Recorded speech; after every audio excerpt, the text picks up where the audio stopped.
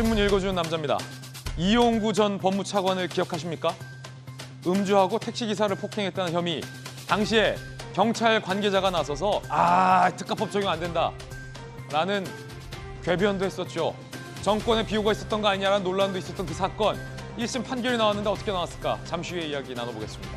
오늘 조간신문 4가지 키워드 준비되어 있습니다. 먼저 첫 번째 키워드부터 공개하겠습니다. 첫 번째 키워드 뭘까요? 바로 이겁니다. 핑계. 김건모의 핑계가 생각납니다. 내게 그런 핑계 대지 마. 동아일보면입니다. 입장 바꿔 생각을 해봐. 네가 지금 나라면 웃을 수 있니? 윤석열 대통령이 연찬회에 가서 이런 발언을 했습니다. 전 정권 핑계, 국제상황 핑계, 더 이상 국민에게 안 통한다. 아마도 윤석열 대통령이 휴가 기간 동안 국민의 입장 바꿔 생각을 했었던 것 같습니다. 이런 핑계 대지 말자라는 통렬한 자성의 목소리가 나왔습니다. 적절해 보입니다. 잠시 후에 이 연찬회 장면도 직접 살펴보시죠. 이어서 두 번째 키워드 살펴보겠습니다. 두 번째 키워드는 이겁니다. 결국 경향신문 오면이 쓰고 있는 기사인데 결국 기어코 끝내 함께 보시죠. 민주당 결국 기어코 끝내 당원 80조 개정의 길을 텄습니다. 중앙위 투표 반란에도 불구하고 비대위가 다시 한번 강행 의사를 밝혔고 통과가 된 겁니다. 하지만 당 내에서 박용진, 조웅천, 이원욱 등등이 반발하고 있습니다. 비대위가 월권을 했다 하며 반발하고 있는 겁니다. 뭐 그리 급해서 그랬냐?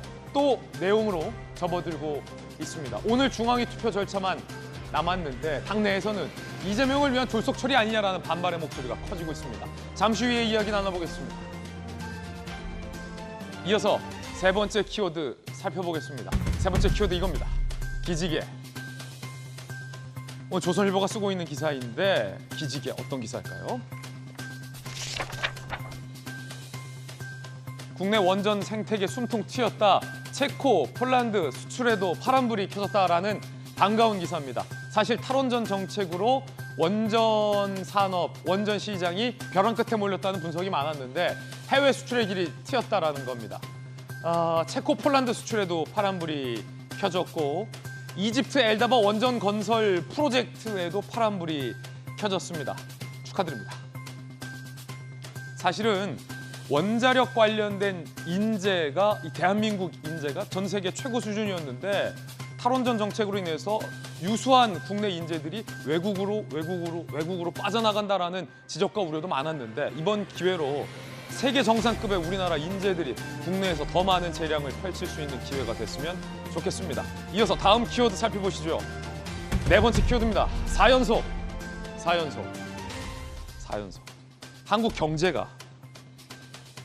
한국경제신문이 4연속이라는 키워드를 내세웠습니다. 그것부터 좀 걱정됩니다. 대출받은 사람들 어쩌려고. 기준금리 또 4번 내리 인상을 했습니다. 연 2.5% 초유의 4연속 인상.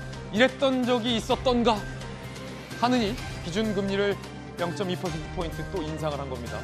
글로벌 경기 둔화 우려되지만 6%대 고물가 잡는 게 최우선이다 라는 말만 계속해서 반복하면서 금리를 오르고 있습니다. 물론 정부 입장에서도 하는 입장에서도 금리 올리는 것밖에 답이 없다는 건 알고 있지만 서민 경제도 좀 생각을 해줘야 하는 것 아닌가. 서민 곡소리도 들리고 있습니다. 이렇게 금리 올려서 물가는 잡혔느냐라는 반론도 있습니다. 지금까지 신문 읽어준 남자였습니다.